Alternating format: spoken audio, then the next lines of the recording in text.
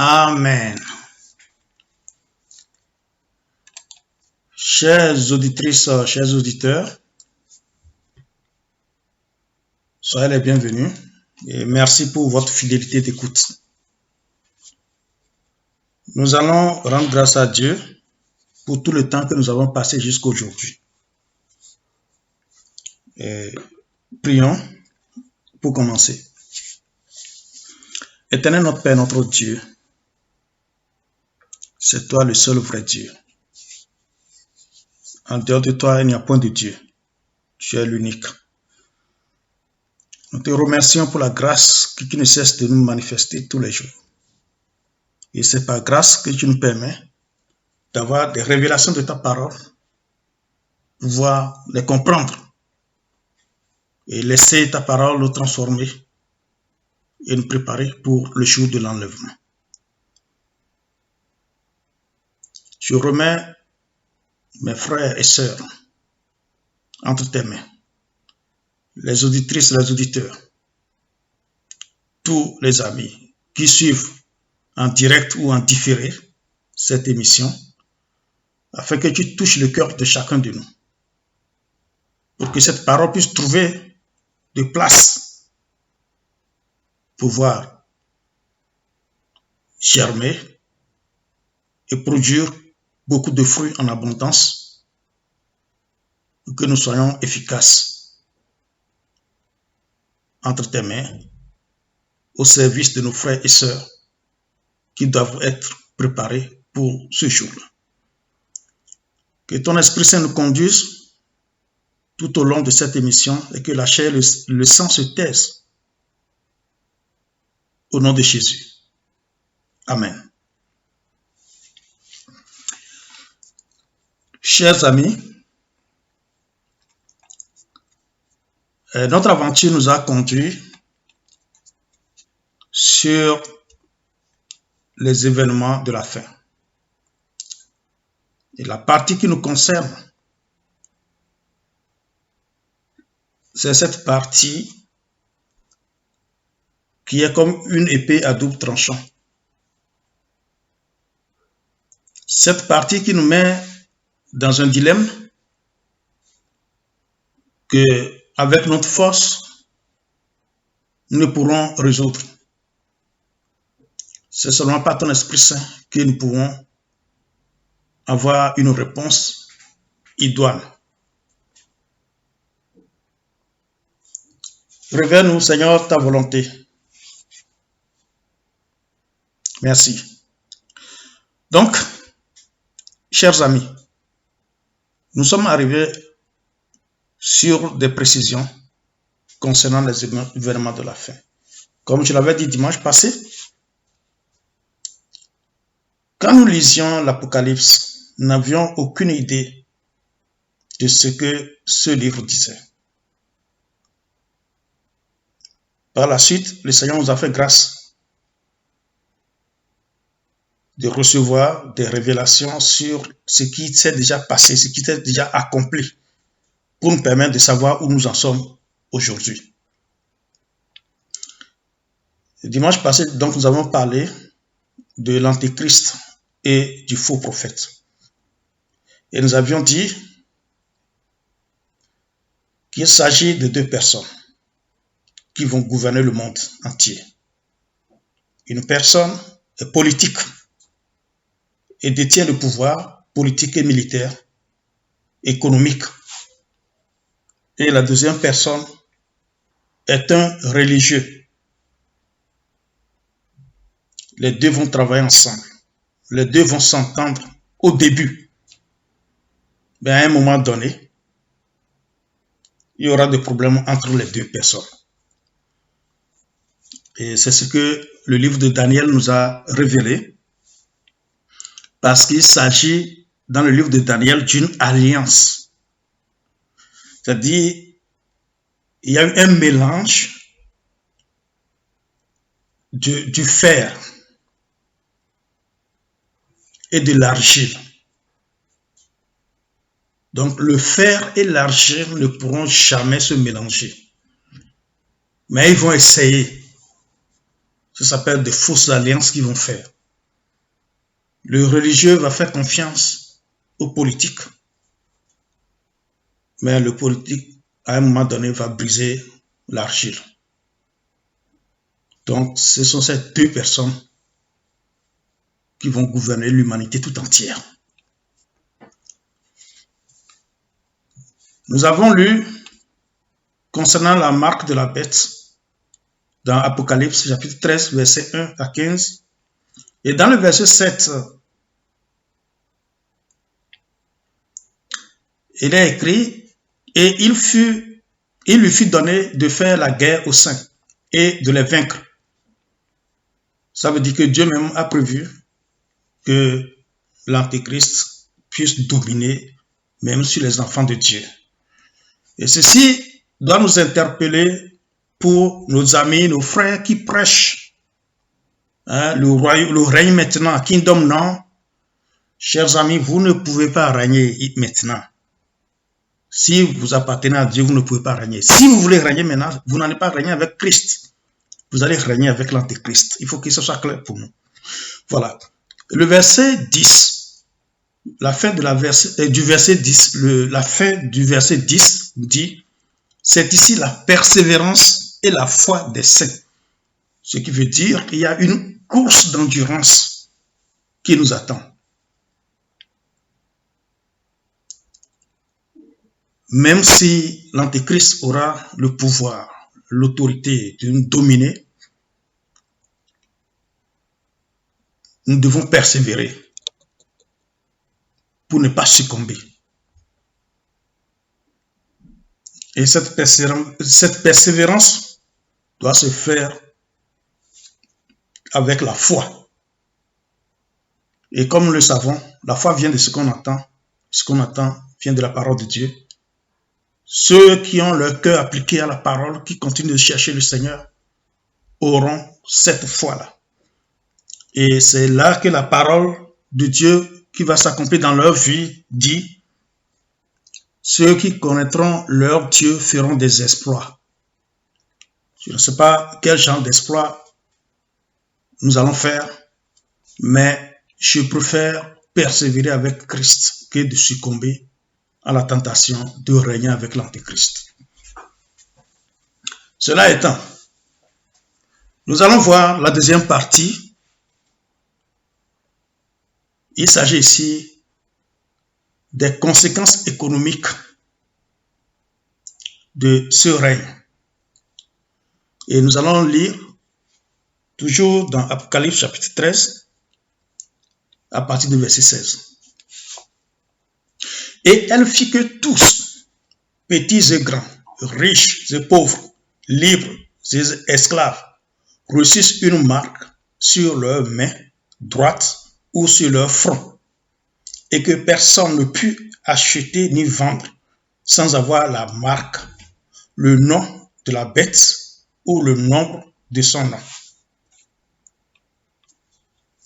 C'est ici la sagesse, que celui qui a de l'intelligence calcule le nombre de la bête, car c'est un nombre d'hommes, et son nombre est 666.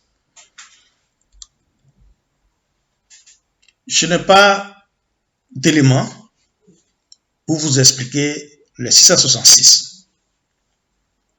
Mais j'ai suivi des documentaires qui ont exposé les traits que nous voyons sur les Kodaba. Et quand on voit ce que représentent ces traits, ils ont dit c'est 666. Moi, je n'ai pas étudié pour le dire. Mais est-il que si Dieu l'a dit, c'est que ça va se faire. Nous savons qu'avec l'évolution technologique, les choses ne sont plus comme avant. J'avais déjà parlé de comment le monde évolue. Même bientôt, la monnaie fiduciaire ne va plus exister. Je ne sais quand. Mais si la Bible le dit, nous pouvons imaginer. Parce que le monde évolue à une vitesse extraordinaire. Aujourd'hui, on parle de Bitcoin, on parle d'autres monnaies. Ça commence à faire partie de notre quotidien. Il suffit seulement que l'homme politique décide, on vote une loi et on adopte tout simplement. Et puis du jour au lendemain, les choses basculent. Il faut que les éléments soient là. Et nous voyons que les éléments sont déjà là. Dans plusieurs pays, les gens achètent déjà, comme je l'avais dit, avec le téléphone, ils achètent, ils font des transferts de fonds. Et il y a certaines personnes qui acceptent de recevoir la puce dans leur corps. Dieu donne la précision, soit c'est au front ou à la main. Et un autre documentaire que j'ai suivi a montré que tous les essais qui ont été faits montrent que s'il fallait mettre le code à barre sur le front de quelqu'un, ce ne serait pas beau. Il fallait trouver des éléments pour fabriquer des puces. Mais les premiers éléments trouvés montraient des difficultés, c'est-à-dire que pour recharger la batterie de la puce qui devrait contenir nos données, il fallait chaque année opérer le front ou bien la partie où on a placé la puce pour pouvoir faire sortir la puce, recharger et replacer. Ça ne serait pas du tout aisé, facile. Et ils ont continué à chercher. Et ce qu'ils ont trouvé, qui nous amène à comprendre que les gars sont prêts, c'est une matière qui permet à la batterie de se recharger tout simplement dans le corps de l'homme. Et les parties où cette batterie pouvait se recharger automatiquement, ce sont les parties où lorsque vous avez la fièvre, pour vérifier si vous avez la fièvre, on touche, c'est-à-dire le front et une partie de la main, que bon, nous ne sommes pas en direct pour que je vous montre. Donc, en plaçant ces puces à ces endroits, les puces se rechargent automatiquement. Ce qui veut dire qu'on n'a plus besoin d'opérer pour enlever. Ça vient confirmer ce que la parole de Dieu avait déjà prédit. La conséquence, c'est-à-dire nous parlons des conséquences économiques, c'est que lorsque le moment va arriver de les appliquer, il y aura un veto. C'est-à-dire, le système sera fait de sorte que si tu n'as pas cette puce-là, tu ne pourras ni vendre ni acheter. Tu ne pourras donc pas travailler. Tu ne pourras plus participer à l'économie. C'est impossible. Bon, nous pouvons nous dire que, au fait, pourquoi ne pas avoir la puce? Puisque si tu l'as, ben, tu vis normalement. Ta foi, hein, ça ne change rien. Ta foi, c'est dans ton cœur. Tu crois en Dieu, c'est tout, c'est fini. C'est beau, c'est bien beau. Ok, ça c'est. Ce raccourci aussi est très beau. Puisque si tu ne l'as pas, tu ne pourras pas participer à l'économie. Donc, tu es voué à une mort lente.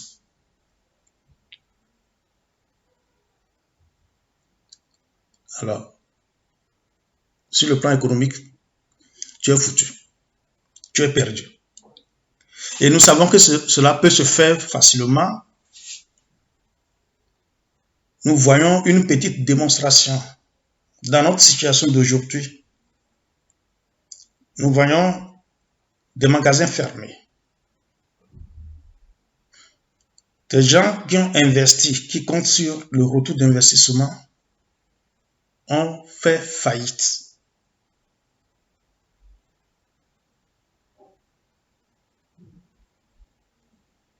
C'est une décision qui sort. On dit vous restez chez vous, vous ne sortez pas. Et c'est fini. Tu as un restaurant, tu es foutu. Tu as un magasin de ce genre, tu es foutu. Tu n'ouvres pas, c'est fini. Tu restes chez toi. Tu es endetté. Il y en a qui se suicident. C'est de la même manière que ça va arriver. Vous savez, lorsqu'un pays devient récalcitrant à l'ordre international, on vote l'embargo économique sur le pays et puis on l'asphyxie. Donc vous comprenez que tout ce que la Bible dit existe déjà. Tout existe déjà. Et si nous pouvons en parler aujourd'hui, c'est très facile de comprendre. Avant l'existence de ces choses-là, peut-être il y a 100 ans ou 200 ans, c'est difficile de comprendre ce que la Bible dit. Mais aujourd'hui, nous sommes arrivés à ce temps. C'est pourquoi Dieu avait dit à Daniel, garde secret toutes les révélations que tu as reçues, car il arrivera un temps où l'intelligence sera accrue et les hommes vont comprendre. Et aujourd'hui, non seulement les gens sont plus intelligents, mais l'évolution de la technologie nous a poussé à un niveau et nous voyons tout aujourd'hui. Tout est en place. Tout est en place pour l'accomplissement de cette partie de la prophétie. La question que je me posais dans le développement était de savoir pourquoi ne pas accepter tout simplement cette puce-là et vivre, puisque c'est une autre étape de l'évolution de la technologie où au lieu de traîner sur toi les cartes bancaires, le téléphone, tout ça, on met tout dans une puce qu'on met dans ton corps et puis c'est fini, tout est cicatrisé, rien, et puis tu vis sur ce que tu mets ta main, et puis on ne va pas te voler. Et ce qui, en quelque sorte, apporte une solution au problème que Jésus avait souligné. Parce que Jésus a dit, ne vous amassez pas de trésors sur cette terre où les voleurs peuvent dérober, où la teigne peut détruire. Donc, là, on met tout dans ton corps. Aucun voleur ne peut voler. Tous tes biens sont sécurisés. Pourquoi, qu'est-ce qu'il y a de mal à cela? Qu'est-ce qu'il y a de mal à prendre cette puce et puis vivre normalement? Je ne vois pas pourquoi on ne devait pas prendre. Ben, le pourquoi se trouve dans Apocalypse chapitre 14, versets 9 à 11. C'est la punition de Dieu. Là-bas, il est écrit. Et un troisième ange les suivit en disant, d'une voix forte, si quelqu'un adore la bête et son image, et reçoit une marque sur son front ou sur sa main, il boira lui aussi du vin de la fureur de Dieu, versé sans mélange dans la coupe de sa colère, et il sera tourmenté dans le feu et le soufre, devant les saints anges et devant l'agneau. Et la fumée de leur tourment monte au siècle des siècles, et ils n'ont de repos ni jour ni nuit. Ceux qui adorent la bête et son image, et quiconque reçoit la marque de son nom. Je relis. Apocalypse 14, versets 9 à 11. Et un troisième ange les suivit en disant, d'une voix forte, si quelqu'un adore la bête et son image, et reçoit une marque sur son front ou sur sa main droite, ou sur sa main, pardon, il boira lui aussi du vin de la fureur de Dieu, versé sans mélange dans la coupe de sa colère, et il sera tourmenté dans le feu et le soufre devant les saints anges et devant l'agneau. Et la fumée de leur tourment monte au siècle des siècles, et ils n'ont de repos ni jour ni nuit. Ceux qui adorent la bête et son image, et quiconque reçoit la marque de son nom. Voilà la raison pour laquelle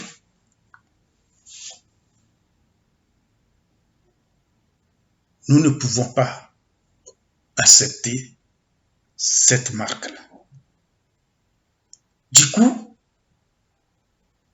puisqu'il devait en être ainsi, pourquoi ne pas en parler et avertir le maximum de personnes de sorte que les gens, dans leur raisonnement ignorant,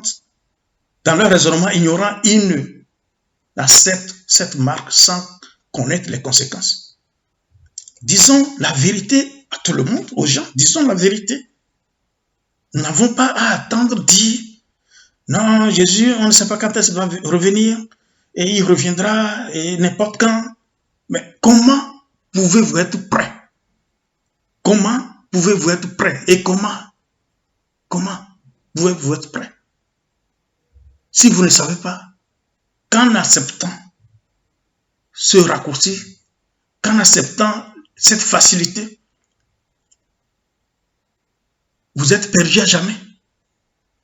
Parce qu'il y a la colère de Lucifer contre les enfants de Dieu, mais il y a aussi la colère de Dieu contre l'humanité tout entière. Quelle colère doit vous faire peur? C'est là le choix. Ce qui veut dire que lorsque le moment va arriver, clairement les enfants de Dieu sont exclus de l'économie. Parce que si tu acceptes la marque, tu acceptes cette puce pour participer à l'économie, c'est la colère de Dieu qui s'abat sur toi. Si tu n'acceptes pas, c'est la fureur de l'Antéchrist qui s'abat sur toi. Qu'est-ce qu'il faut accepter? Il faut que chacun prenne sa décision librement. Et là, vous êtes servi, vous êtes informé, vous êtes averti. Nous allons ajouter Apocalypse chapitre 15. À partir de verset 1.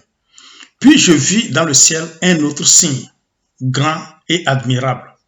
7 anges qui tenaient 7 fléaux, les derniers, car par eux s'accomplit la colère de Dieu. Et je vis comme une mer de verre mêlée de feu, et ceux qui avaient vaincu la bête et son image, et le nombre de son nom, debout sur la mer de verre, ayant des harpes de Dieu. Ça veut dire ceux qui vont dire non à cette marque-là, qui vont résister, c'est leur sort comme décrit ici.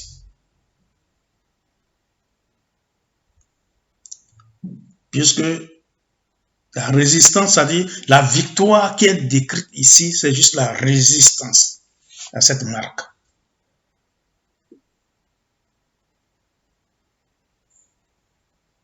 Le verset 2 dit « Et je vis comme une mer de verre mêlée de feu.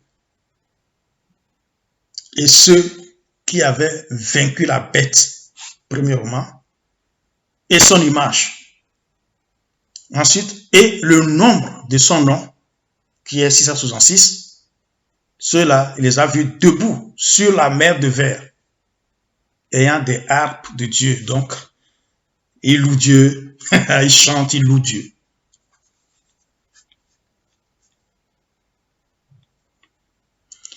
Qu'est-ce qu'ils chantent? La Bible dit, verset 3, « Et ils chantent le cantique de Moïse, le serviteur de Dieu, et le cantique de l'agneau en disant, « Tes œuvres sont grandes et admirables, Seigneur Dieu Tout-Puissant. Tes voies sont justes et véritables, Roi des nations. Qui ne craindrait, Seigneur, et ne glorifierait ton nom, car seul tu es saint. Et toutes les nations viendront et se prosterneront devant toi parce que tes jugements ont été manifestés. » Voilà un peu le décor. Tu n'acceptes pas la marque, c'est-à-dire la puce, qui, au fait, cette puce, c'est la miniaturisation du code à barre. Ok, code à barre, ça, la puce, d'abord, on l'avait mis dans les cartes bancaires et tu l'insères, tu composes ton code. Plus tard, on l'a amélioré, tu n'as plus besoin de composer de code. Tu déposes ta carte sur le lecteur, fait pim, ton argent est débité. Et par la suite, tout ce qu'on devait acheter, maintenant le code à barre, là aussi, on bip, pip, tu entends le bruit, et puis le prix se met là, on ajoute, et le prix s'additionne automatiquement. C'est la technologie, c'est l'évolution, c'est bien beau. Et ça continue d'avancer. On continue d'évoluer, le développement continue. Et nous voyons où nous en sommes arrivés. L'essai est en cours maintenant pour mettre ça dans le corps humain, pour qu'on n'ait plus besoin d'utiliser la carte bancaire pour payer, qu'on n'ait plus besoin d'utiliser le téléphone pour payer. Tu vas, tu paies avec ton fonds, tu mets ton fonds, ça va pip, comme ta carte a l'habitude de faire pip, ou bien c'est à ta main, tu mets ta main sur le lecteur, pip, ça passe, et puis tu achètes. Maintenant, toi qui as refusé, tu ne peux ni acheter ni vendre. Parce que tu n'as pas de puce, automatiquement, ce n'est pas quelqu'un qui va te chasser. Toi-même, tu n'as pas. C'est comme tu n'as pas d'argent, tu ne vas pas acheter. Comment tu peux avoir d'argent si tu ne travailles pas? Pour travailler, il faut que tu aies la puce, parce que si tu travailles, tu n'as pas la puce, sur quoi on va verser ton salaire? C'est dans la puce qu'on verse ton salaire, mon ami. On est déjà arrivé. La parole de Dieu est oui et amen. La parole de Dieu est vraie. Ce que Dieu a dit, ça se réalise. Il nous appartient de nous réveiller. On n'est plus au temps de débat. Si quelqu'un trouve un plaisir à faire le débat autour de ces choses aujourd'hui, pleurez pour lui. Ou alors il a déjà fait son choix. Il va vivre heureux, tranquille, mais c'est la colère de Dieu qui l'attend. Nous allons ajouter Apocalypse chapitre 20, à partir de verset 4. Et je vis des trônes, et à ceux qui s'y assirent fut donné le pouvoir de juger.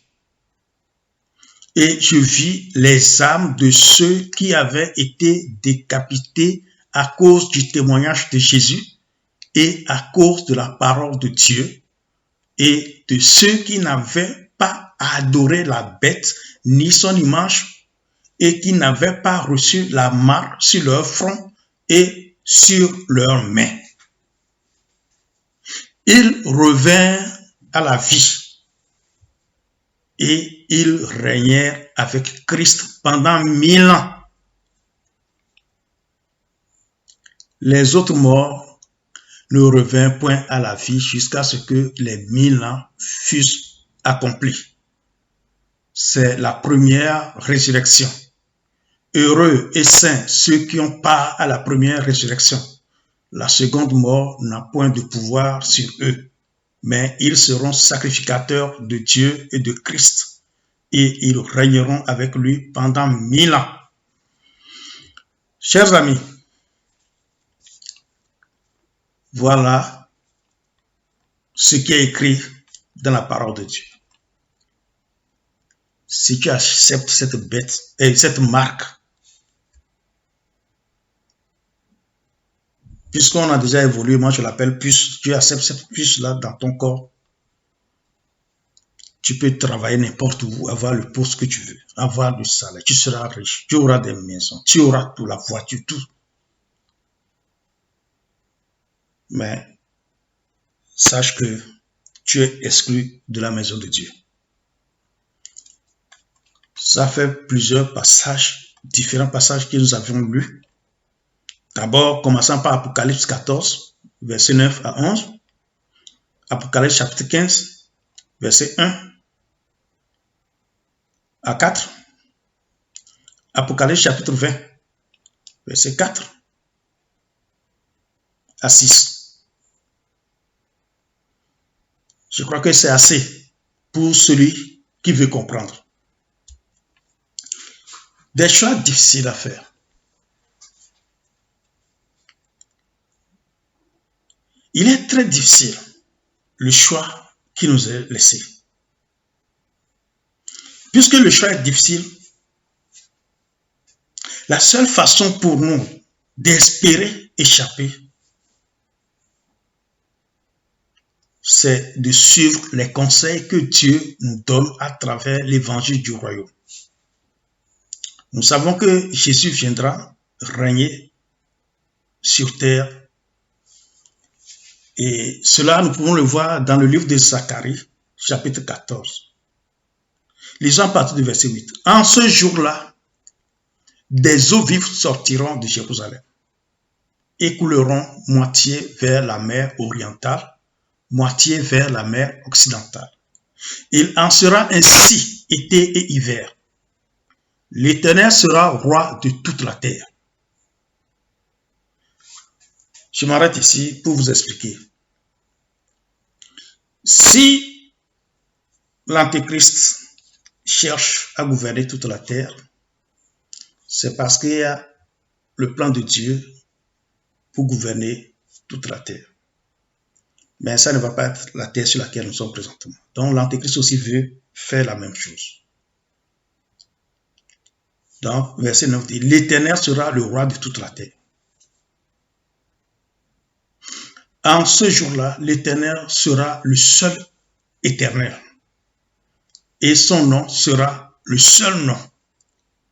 Tout le pays deviendra comme la plaine de Geba à Rimon, au midi de Jérusalem. Et Jérusalem sera élevé et restera à sa place.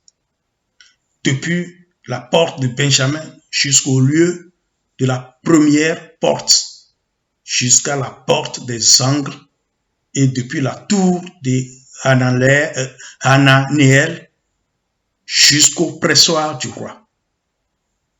On habitera dans son sein et il n'y aura plus d'interdit. Jérusalem sera en sécurité. Donc il y a ce projet de Dieu lui-même d'être le seul roi. En ce moment, on ne parlera plus de Satan, on ne parlera plus de Lucifer, on ne parlera plus des démons, on ne parlera plus de l'Antéchrist.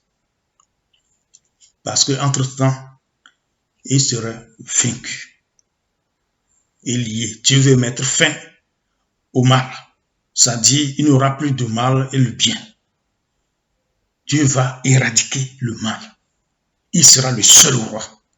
C'est le seul nom qui sera connu. On ne parlera plus de prêtres, de féticheurs, de pasteurs, de magiciens. On ne parlera plus. Non. Il y aura un seul roi et un seul Dieu. Le Dieu sera le roi. Nous allons ajouter Daniel chapitre 2. Dans ce chapitre, que s'est-il passé? Il y a eu la vision d'un roi qui aussi avait gouverné la terre tout entière en son temps. Il était tellement puissant. Dieu lui a donné la puissance. Que s'est-il passé? Nous allons lire Daniel chapitre 2, à partir du verset 39. Donc ce roi Nabuchodonosor avait gouverné la terre tout entière. Dieu lui avait donné le pouvoir sur tout.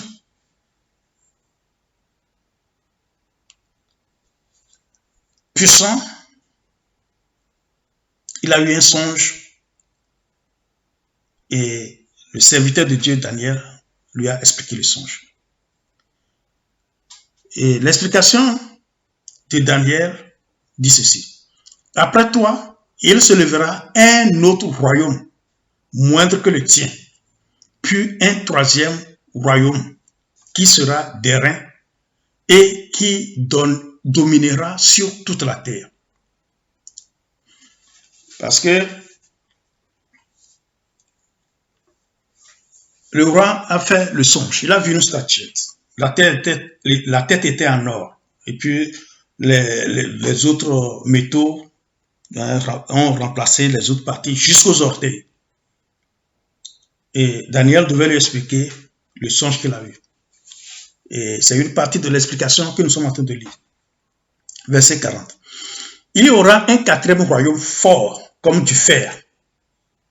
De même que le fer brise et rompt tout, il brisera et rompra tout, comme le fer qui met tout en pièces. Et comme tu as vu les pieds et les orteils en partie d'argile, de potier et en partie de fer, ce royaume sera divisé. Mais il y aura en lui quelque chose de la force du fer, parce que tu as vu le fer mêlé avec l'argile. Et comme les doigts des pieds étaient en partie de fer et en partie d'argile, ce royaume sera en partie fort et en partie fragile. Tu as vu le fer mêlé avec l'argile, parce qu'ils se mêleront par des alliances humaines, mais ils ne seront point unis l'un à l'autre, de même que le fer ne s'allie point avec l'argile. Dans le temps de ces rois, le Dieu des cieux suscitera un royaume qui ne sera jamais détruit et qui ne passera point sous la domination d'un autre peuple. Il brisera et anéantira tous ces royaumes-là et lui-même subsistera éternellement. C'est ici le conseil pour les amis qui pensent que Dieu n'existe pas. Dieu, quand on parle de l'existence de Dieu, ce n'est plus un rêve, c'est en réalité. Okay? Vous verrez Dieu de vos yeux. Et Dieu régnera. Il sera roi. Vous le verrez. Vous verrez Dieu. Vous le verrez. Parce qu'il va mettre fin à tous les règnes qu'on a sur terre. Et d'ores déjà, les gouvernements se réunissent et il y a des regroupements, différents regroupements qui ont commencé depuis des années, où il a devenu Union africaine, l'ONU est là et gère tout, fédère tout, Union européenne, il y aura d'autres regroupements. Et la finalité, c'est un seul gouvernement. Je ne sais pas si sera fédéral ou pas, mais un seul sera le patron.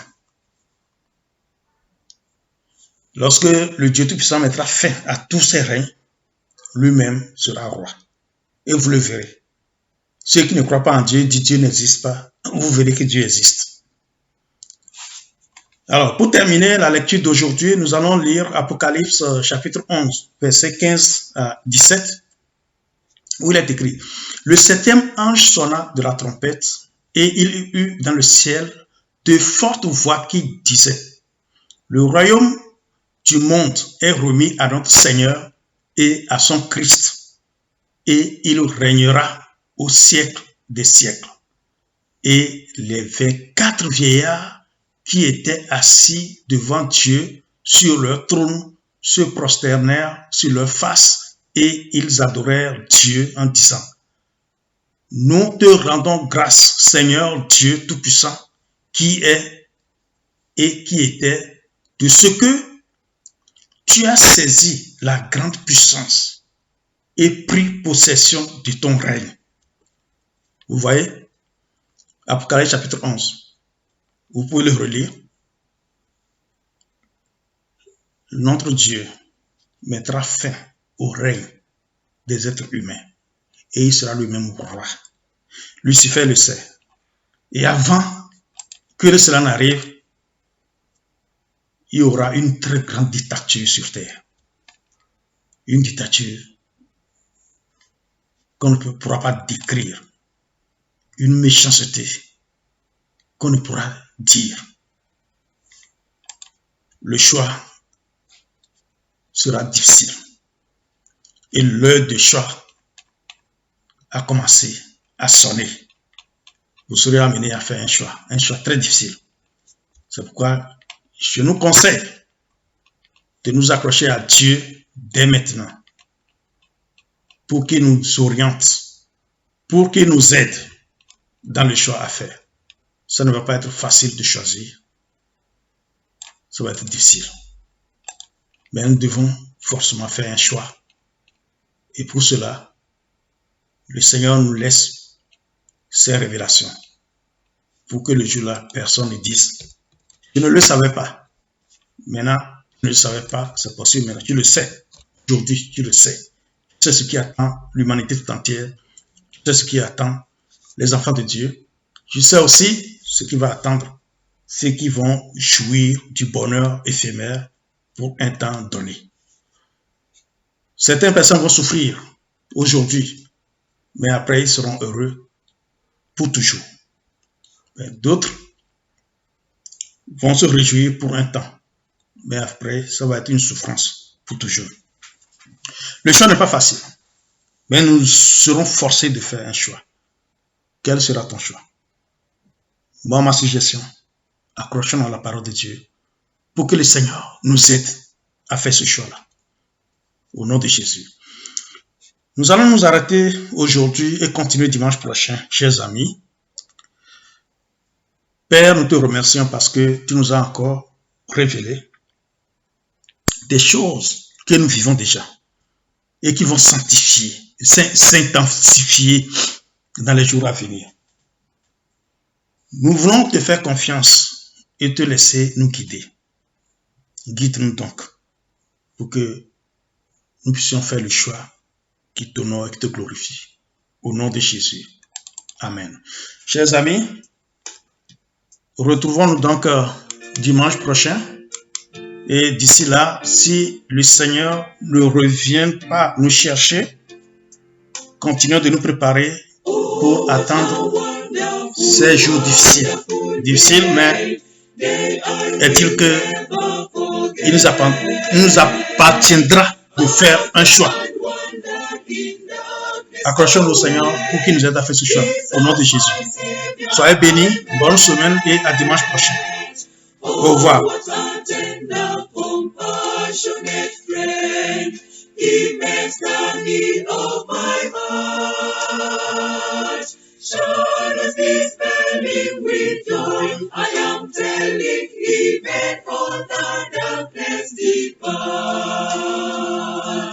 Heaven came down and glory filled my soul. When at the cross the Savior made me whole. My sins were washed away, and my night was turned to day. Heaven came down and glory filled my soul. Born of the Spirit with life from above, into God's family divine, justified fully through Calvary's love.